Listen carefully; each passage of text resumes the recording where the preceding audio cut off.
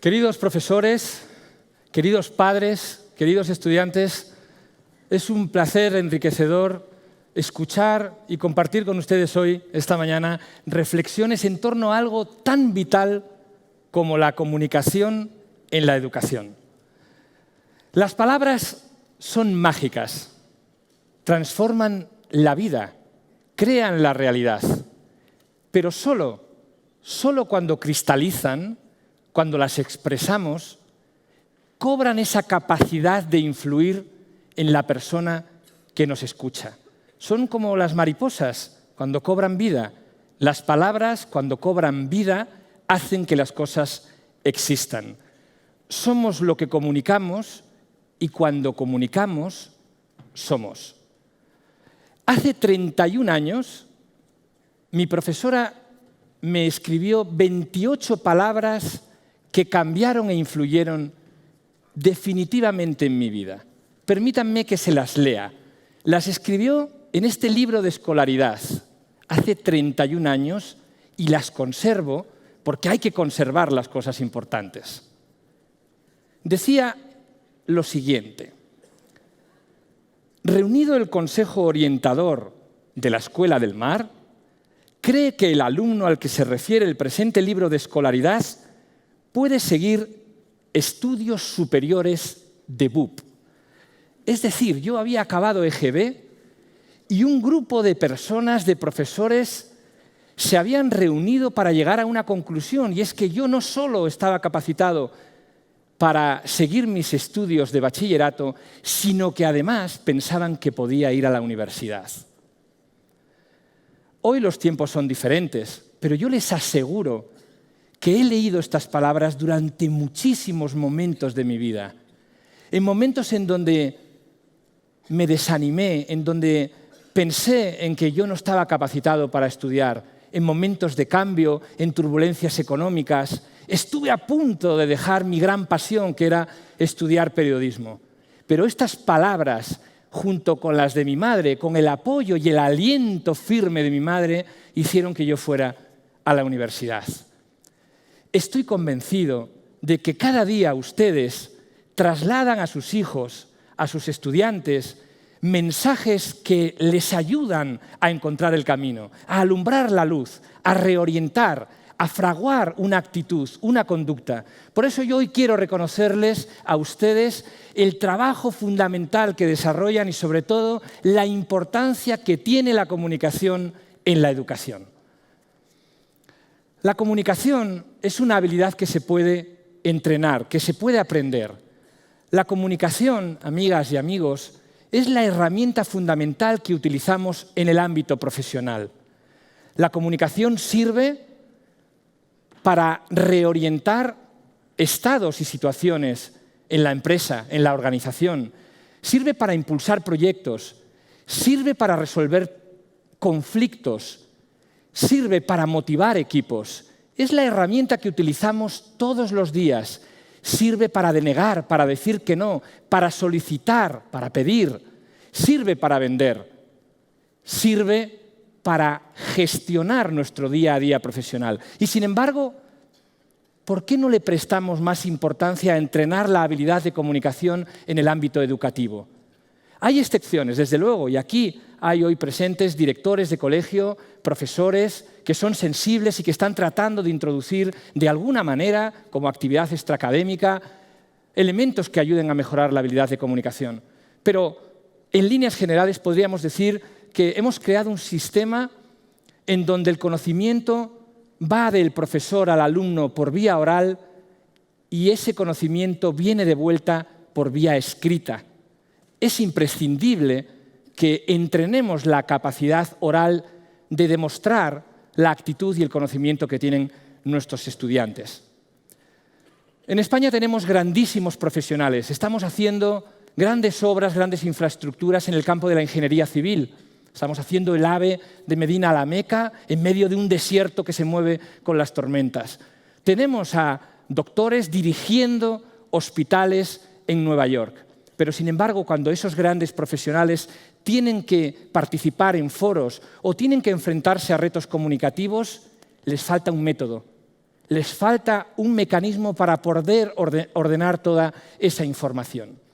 Nosotros en el Instituto de Comunicación Empresarial tenemos la oportunidad de hablar con esos grandes profesionales y me gustaría compartir con ustedes lo que nos dicen, lo que dicen esos adultos cuando tienen que enfrentarse a algunos retos comunicativos.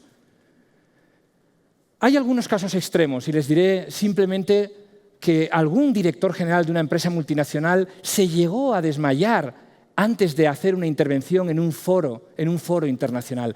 Es extremo, de acuerdo, pero es muy habitual que haya muchísimas personas que tienen tensión y que tienen miedo escénico. Hay muchas personas que lo pasan muy mal el día anterior antes de intervenir en público. Nos contaba una directiva que llegó a ir a Bruselas a dar una conferencia y volvió a España sin darla porque no tuvo el valor para enfrentarse a aquella situación.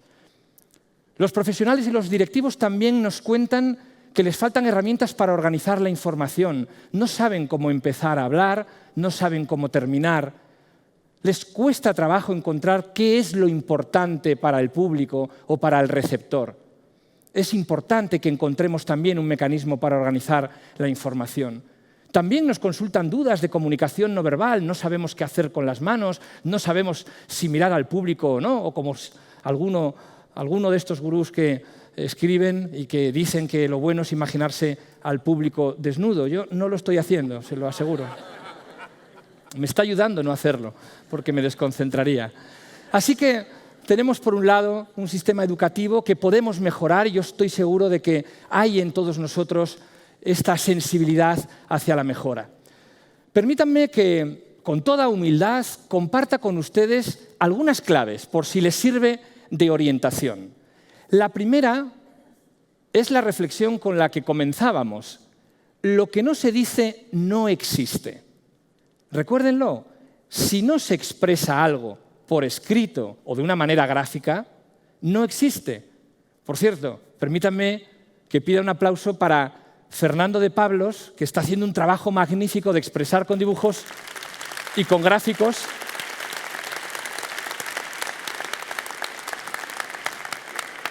todo lo que estamos haciendo hoy. Le he preguntado antes, ¿cómo denominas tu trabajo? Y por favor, dímelo en español. Dice, facilitador visual. Extraordinario, extraordinario trabajo. Así que todo lo que no digamos o lo que no dibujemos no existe. La segunda reflexión que me gustaría compartir es que la realidad de un receptor es la percepción de la realidad. Y déjenme que comparta también con ustedes una historia que escuché en el programa de televisión El Hormiguero, en donde a veces, ya saben que divulgan testimonios de niños. Un padre le dice a Eva, de 6 años, ¿tienes ganas de ir al colegio? Y Eva le dice muy seria, no. Así que el padre insiste y le pregunta, ¿y por qué no tienes ganas de ir al colegio? Y la niña, Eva, le dice, porque nos ponen muchísimos trabajos y además ni pagan ni nada. Es decir, que en el mundo de Eva hay esa concepción de la realidad. Y esto, si lo llevamos al mundo de los adultos, ocurre exactamente igual. Cuando nosotros le decimos a alguien, mándame en cuanto puedas un presupuesto o este informe, ese en cuanto puedas es diferente para el emisor que para el receptor y por eso se crean confusiones. En comunicación se generan distorsiones en la comprensión del mensaje, generalizaciones y también omisiones. El tercer elemento que me gustaría plantearles es la necesidad de planificar. Es importante que el estudiante comprenda que la comunicación necesita un esfuerzo. Debemos de olvidarnos de ese parámetro que parece que está muy instaurado en España y que consiste en que la improvisación es el mejor camino. Al contrario, como para cualquier acción relevante, es imprescindible que planifiquemos.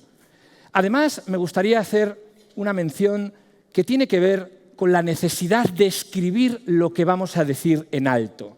Independientemente de que hayamos elegido ciencias o matemáticas, es imprescindible que recobremos el hábito de escribir, porque si no, luego lo que ocurre es que es muy difícil recorrer el territorio que hay de una idea a la palabra.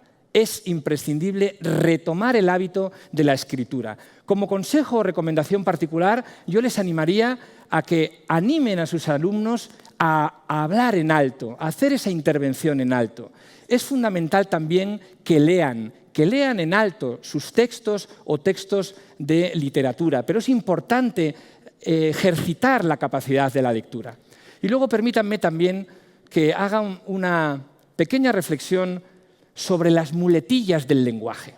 Ustedes seguro que han escuchado el antes de empezar, el bueno, el pues.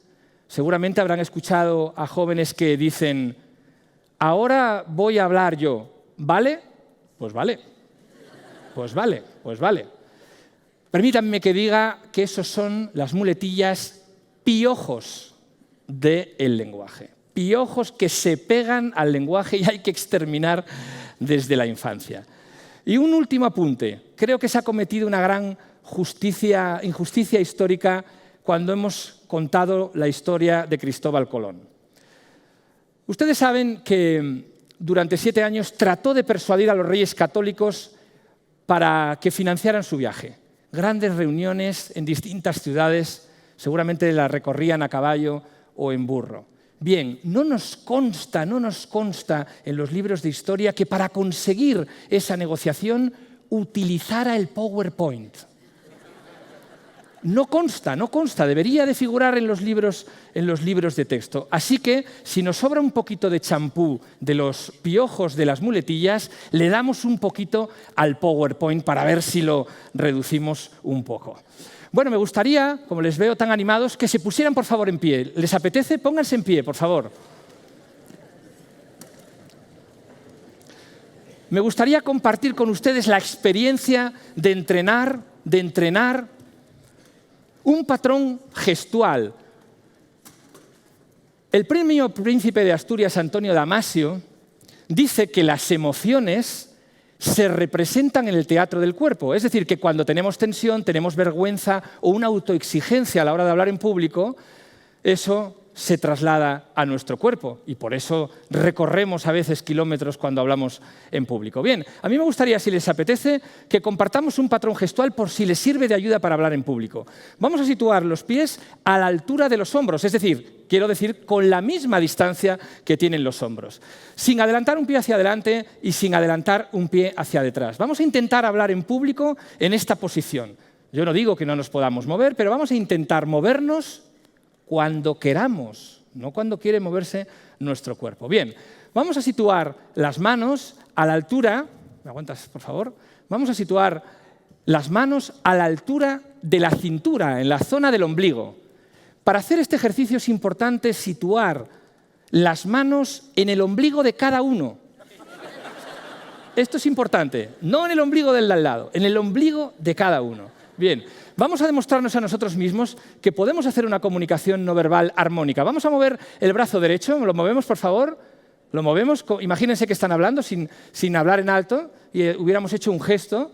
Ahora vamos a mover el izquierdo, lo podemos mover perfectamente. Y ahora vuelven a la zona del centro, al ombligo. Lo digo porque hay veces que podemos tener la tentación de hablar con las manos en los bolsillos, a veces tenemos la tentación de hablar con las manos en la espalda o con los brazos cruzados. Esto es un patrón, es simplemente una sugerencia que a lo mejor les puede ayudar a expresarse. Lo importante es que sea armónico, que sea natural, un patrón que ustedes puedan adaptar.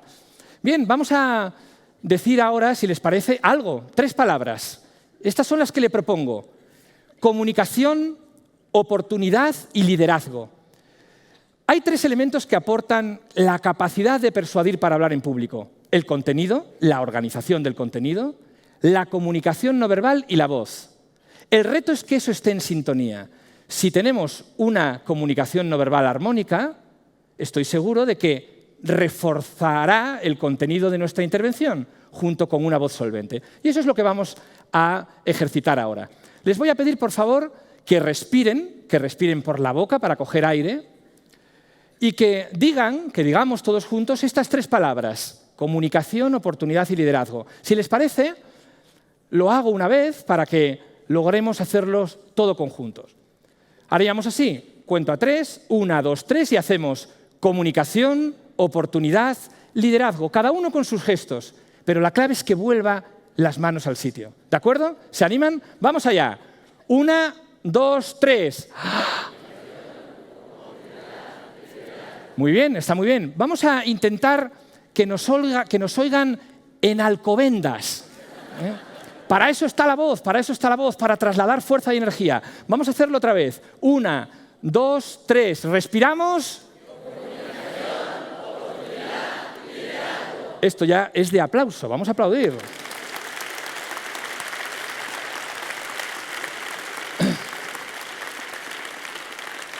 Lo ideal sería que en una charla pudiéramos decir comunicación, oportunidad, liderazgo y marcharnos, pero no, hay que decir algo más. Bien, vamos a decir algo más, vamos a decir éxito profesional. Éxito profesional. Y yo les animo ahora a que trabajemos otro elemento importante de la comunicación, las pausas. Así que cuando lleguemos a liderazgo, vamos a contar a 2. Y para facilitar el contar a 2, yo voy a hacer así. 2 palmadas, para que escuchemos el silencio. Es muy importante que asimilemos el silencio a la comunicación y que lo manejemos para generar una comunicación eficaz. A la de 3, recuerden, respiramos, comunicación, oportunidad, liderazgo, 2 palmadas, éxito profesional. Esto sí que empieza a ser un circo ahora. Vamos allá. 1, 2, 3. ¿Silencio? Señoras y señores, muchísimas gracias. Pueden sentarse, gracias. Decía Pedro Salinas, quiero sacar de ti tu mejor tú. Quiero sacar de ti tu mejor tú. Estoy convencido de que ustedes tienen esa vocación, esa sensibilidad de sacar lo mejor de cada uno de sus hijos y de cada uno de sus estudiantes. Ojalá la comunicación sea el vehículo para que podamos ver en esos estudiantes lo mejor de cada uno de ellos, lo extraordinarios que son, lo excepcionales que son y lo únicos que son. Muchísimas gracias.